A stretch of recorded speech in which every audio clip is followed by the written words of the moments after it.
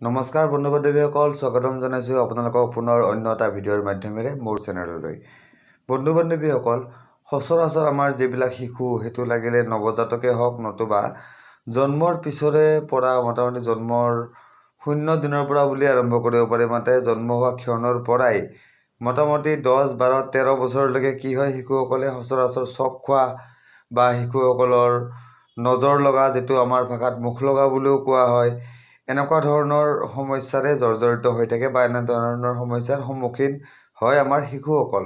ঠিক আছে, যিবিলাক একদম নতুনকৈ জন্ম পোৱা শিশুৰ পৰা আৰম্ভ কৰি 12 বছৰ বয়সলৈকে যিসকল শিশু, ইয়াৰ ভিতৰতো যিসকল নতুনকৈ জন্ম পোৱা শিশু, অৰ্থাৎ 2 মহীয়া 3 মহীয়া বা এবছৰীয়া শিশু, কাৰোবাৰ 2 বছৰীয়া, অৰ্থাৎ 5 বছৰ নোহোৱালৈকে যিসকল কণ শিশু, সেইসকলৰ ক্ষেত্ৰত কি হয়, সচৰাচৰ চক খোৱা বা ৰাতি টোপনি যাই থাকোঁতে চক খাই জাপ মাৰি উঠা, এনেকুৱা ধৰণৰ ঘটনাবিলাক হয়। আৰু এনেকুৱা ধৰণৰ ঘটনাবিলাক কিয় হয়, বহু কাৰণত তেওঁলোকে কিবা কাৰণত চক খায়, সেইটো আমি গম নাপাওঁ কিয় চক খায়, বা কেতিয়াবা কি হয়, কিবা বাহিৰা হাৱা বতাহ এইবিলাকো লাগি আহে শিশুৰ গাত, যাৰ বাবে শিশুসকলে এই পৰিস্থিতিৰ সন্মুখীন হ'বলগীয়া হয়। আৰু কণ শিশুসকলেতো আমাক বুজাইও ক'ব নোৱাৰে যে তেখেতসকলৰ কি হৈছে বা তেখেতসকল কিহৰ সন্মুখীন হৈছে বা কেনেকুৱা ধৰণৰ অসুবিধাৰ সন্মুখীন তেওঁলোক হৈছে, যাৰ ফলত কি কৰা যায়, শিশুসকলে অত্যাধিক অশান্তি কৰা দেখা যায়, কান্দা কাটা হুলস্থুল কৰি থকা দেখা যায়, দিনটো কান্দিয়ে থকা দেখা যায় কিছুমান শিশুৱে, বা শুই থকাৰ মাজতে জাপ মাৰি উঠে বা কান্দি উঠে। তেনেকুৱা ধৰণৰ অসুবিধা যদি বন্ধু বান্ধৱীসকল আপোনাৰ শিশুৰ ক্ষেত্ৰত বা আপোনাৰ সন্তানসকলৰ ক্ষেত্ৰতো যদি হৈ আছে, তেতিয়াহ'লে তেনেকুৱা ক্ষেত্ৰত কি কৰাটো উচিত, যে এটা গা বন্ধনি তাবিজ তেখেতসকলক দিয়া উচিত, যিটো দিলে কি হয়, তেখেতসকলক এই ধৰণৰ বাহিৰা হাৱা বতাহে অশান্তি কৰিব নোৱাৰে, অসুবিধা কৰিব নোৱাৰে, আৰু যাৰ ফলত তেখেতসকলৰ এই চক খোৱা আদি বেমাৰবিলাক নোহোৱা হয়, বা চক নাখায় বা জাপ মাৰিবলৈ নুঠে, টোপনি ভাল হয়, এনেকুৱা ধৰণৰ। ঠিক আছে, যাৰ এই অসুবিধা, যোনে এই অসুবিধাৰ সন্মুখীন হৈছে, মাক বাপেকসকল বা পেৰেণ্টছসকল, তেখেতসকলে বুজি পাইছে মই কি কথা ক'বলৈ বুজাই আছোঁ বা মই কি কথা ক'বলৈ গৈ আছোঁ।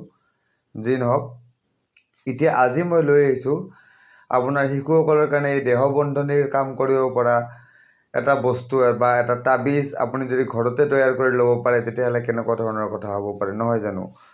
হয়, ঠিকেই শুনিছে আপোনালোকে। আজিকালি আপোনালোকে গা বন্ধনি তাবিজ বনাবলৈ আৰু আপোনালোকে কোনো ধৰণৰ বেজ ওজা এইবিলাক বিচাৰি যাব নালাগে। যদি মোৰ এই ভিডিঅ'টো আপোনালোকে সম্পূৰ্ণৰূপে চাই লয়, তেতিয়াহ'লে আপোনাৰ মৰমৰ শিশুটিৰ কাৰণে আপোনালোকৰ যিটো গা বন্ধনিৰ তাবিজ আপুনি ইমান দিনে বেলেগ ওজা বা বাবা বিচাৰি ফুৰি বনাব লগা হৈছে, সেইটো আপোনালোকে নিজৰ ঘৰতে নিজে বনাব পাৰিব।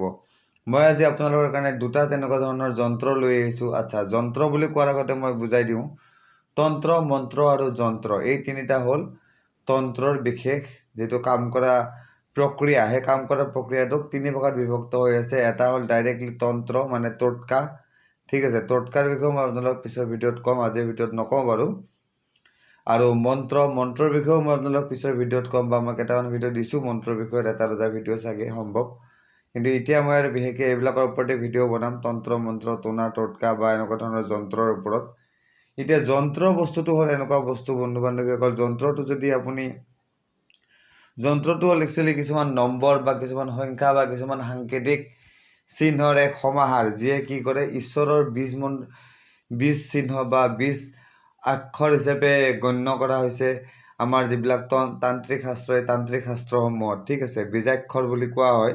এই কিছুমান বীজাক্ষৰ বা বীজৰ চিহ্ন মিলি কি হয়, এটা যন্ত্ৰ ৰচিত হয়। আৰু যন্ত্ৰটো কি হয়, যন্ত্ৰৰ প্ৰয়োগ বেলেগ ধৰণে কৰিব লাগে। যন্ত্ৰ এটা ৰচনা কৰি যেতিয়া ইয়াক ধাৰণ কৰা হয়, ঠিক আছে, যন্ত্ৰ ৰচনা কৰাৰ কিছুমান নিয়ম আছে। সেই নিয়মসমূহ প্ৰত্যেক যন্ত্ৰ ৰচনা কৰোঁতে মানি বা পালন কৰি পেলাই যন্ত্ৰ ৰচনা কৰিবলগীয়া হয়। তেতিয়া কি হয়, যি উদ্দেশ্যে যন্ত্ৰটো ৰচনা কৰি ধাৰণ কৰা হয়, সেই উদ্দেশ্য সেই যন্ত্ৰৰ প্ৰভাৱত সফল হয়। অৰ্থাৎ যদি আপুনি ধনলক্ষ্মী বা ধন সম্পত্তি প্ৰাপ্তিৰ কাৰণে বা ব্যৱসায় বৃদ্ধিৰ কাৰণে যন্ত্ৰ ধাৰণ কৰে, তেতিয়াহ'লে আপোনালোকৰ ব্যৱসায় বৃদ্ধি হ'ব। যদি এতিয়া মই আজিৰ যন্ত্ৰ 2টা আনিছোঁ। একচুৱেলি আজিৰ যন্ত্ৰ 2টা আনিছোঁ মই, শিশুৰ নজৰবন্দী তাবিজ বা শিশুৰ নজৰ সুৰক্ষা বা শিশুৰ গা বন্ধনি তাবিজ বনোৱাৰ 2টা যন্ত্ৰ মই আজি লৈ আহিছোঁ আপোনালোকৰ কাৰণে। আৰু পিছে পৰে মই এনেকুৱা ধৰণৰ নানান ধৰণৰ যন্ত্ৰ লৈ আহিম। আপোনালোকেও মোক জনাব যদি আপোনালোকৰ কিবা সমস্যা হৈ আছে, তেনেকুৱা সমস্যাৰ পৰা পৰিত্ৰাণ পাবলৈ যদি তেনেকুৱা কিবা তন্ত্ৰ মন্ত্ৰ বা যন্ত্ৰ বা টনা টোটকা যদি কিবা আছে, মই নিশ্চয় আপোনালোকৰ কাৰণে ভিডিঅ'ৰ যোগেদি আপোনালোকক আহি জনাবলৈ চেষ্টা কৰিম আৰু যাৰ ফলত আপোনালোকে কি হ'ব কোনো বাবা কোনো পণ্ডিতজী কোনো মানুহৰ ওচৰত নোযোৱাকৈ নিজৰ কাৰণে নিজেই ঘৰতে নিজৰ কাম নিজেই কৰিব পাৰিব। তাৰ কাৰণে আপোনালোকে কোনো ধৰণৰ বাবা পণ্ডিতজী এইবিলাকৰ ওচৰত যোৱাৰ প্ৰয়োজন বোধ নকৰে। আৰু বাবা পণ্ডিতজীৰো আজিকালি সকলোবিলাকে সকলো কাম কৰিব নোৱাৰে। যিসকলে পাৰে তেখেতসকলে কৰে, যিসকলে নোৱাৰে সেইসকলে নোৱাৰাসকলৰ তাত যোৱাসকলে কি হয় ঠগ খায়। তো সেইটোৰ পৰা বাচিবলৈ মই কি কৰিছোঁ ভিডিঅ' হিচাপে আপোনালোকৰ কাৰণে এই বস্তুবিলাক লৈ আহিম। আৰু সদায় এই বস্তুটো পাই থাকিবলৈ কি কৰিব মোৰ চেনেলটো ছাবস্ক্ৰাইব কৰি ল'ব যিসকলে এতিয়ালৈকে কৰা নাই, আৰু যিসকলে কৰিছেতো কৰিছেই, আৰু যিসকলে এতিয়ালৈকে কৰা নাই নিশ্চয় ছাবস্ক্ৰাইব কৰি ল'ব। আৰু ভিডিঅ'টো শেষ হ'লে লাইক আৰু শ্বেয়াৰো কৰি দিব যাতে বেলেগেও এই উপায়টোৰ বিষয়ে গম পাই লাভান্বিত হ'ব পাৰে তাৰ কাৰণে। এতিয়া প্ৰথম যন্ত্ৰটো মই আপোনালোকৰ কাৰণে লৈ আহিছোঁ। আপোনালোকে স্ক্ৰীণত প্ৰত্যক্ষ কৰিছে। প্ৰথম যন্ত্ৰটো এনেকৈ আপোনালোকে লিখিব লাগিব। মই যেনেকৈ লিখিছোঁ ভিতৰত লিখিব লাগিব শিশুৰ নাম। প্ৰথমতে আপুনি এটা আয়তাকাৰ বক্স বনাই ল'ব লাগিব। আয়তাকাৰ বক্সটোৰ ভিতৰত লিখিব লাগিব শিশুজনৰ নাম, যাৰ কাৰণে আপুনি বা শিশুটিৰ নাম যাৰ কাৰণে আপোনালোকে এই তাবিজটো নিৰ্মাণ কৰি আছে। ঠিক আছে। তাৰপিছত ওপৰত লিখিব লাগিব হ্ৰিং চ। তাৰপিছত আপোনালোকে সোঁফালে লিখিব লাগিব হ্ৰিং, বাওঁফালে লিখিব লাগিব হ্ৰিং চ, আৰু তলৰ ফালে লিখিব লাগিব হ্ৰিং।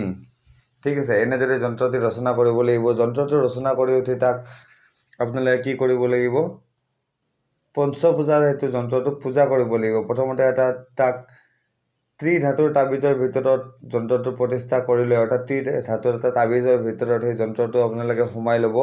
আৰু যন্ত্ৰটো লিখিব কিহত যন্ত্ৰটো লিখিব লাগিব বন্ধু বান্ধৱীসকল আপোনালোকে ভোজপত্ৰৰ ওপৰত অষ্টগন্ধ অলপমান বজাৰৰ পৰা কিনি আনিব। অষ্টগন্ধ বজাৰত পাই কিনি আনি সেইটো প্ৰথমতে জ্বলাই ল'ব। জ্বলাই তাৰ যিটো ছাইৰ লগত অলপমান পানী বা তিলৰ তেলজাতীয় বস্তু মিহলাই ল'ব যাতে বস্তুটো চিয়াহীৰ নিচিনা হয়। তাৰপিছত আপোনালোকে যিকোনো ধৰণৰ ডালিমৰ কলম হ'লে ভাল, নাপালে যিকোনো ধৰণৰ আপোনালোকে কলমৰ ব্যৱহাৰ কৰি সেই চিয়াহী দি আপোনালোকে যন্ত্ৰটো ৰচনা কৰিব। যন্ত্ৰটোৰ কেনেকৈ ৰচনা কৰিব লাগিব আপোনালোকক মই মুখেদি ক'লোৱেই, আৰু স্ক্ৰীণত যন্ত্ৰটো ইতিমধ্যে দিয়া আছে। ঠিক আছে। এনেদৰে ৰচনা কৰি যেতিয়া তাবিজৰ ভিতৰত থৈ যন্ত্ৰটো যেতিয়া মানে পঞ্চপূজাৰ পূজা কৰিব, পূজা কৰি উঠি সেই যন্ত্ৰটো আপোনালোকে ধাৰণ কৰিব লাগিব। ঠিক আছে। আপোনালোকে মানে কি শিশুটিক ধাৰণ কৰাই দিব লাগিব, যোন শিশুৰ কাৰণে আপোনালোকে এই তাবিজটি ৰচনা কৰিছে।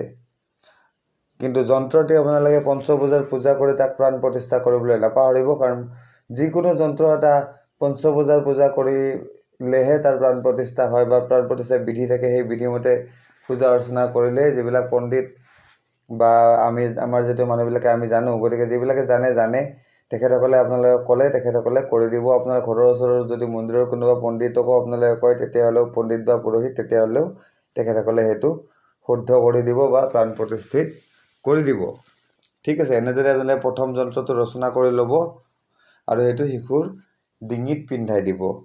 আৰু দ্বিতীয় প্ৰকাৰৰ যন্ত্ৰটো মই এতিয়া দেখুৱাবলৈ গৈছোঁ আপোনালোক বন্ধু বান্ধৱীসকল। দ্বিতীয় প্ৰকাৰৰ যন্ত্ৰটো চাই লওক।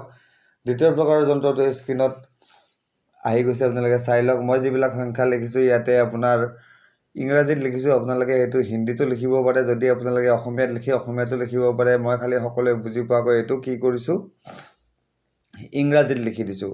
এনেকৈ আপোনালোকে এটা বক্স বনাই ল'ব লাগিব। বক্সৰ ভিতৰত 4ডাল ৰ' 4টা কলম বনাই ল'ব। বনাই লৈ তাৰ ভিতৰত আপোনালোকে স্ক্ৰীণত যিকেইটা সংখ্যা দেখি গৈছে সেই সংখ্যাকেইটা লিখিব।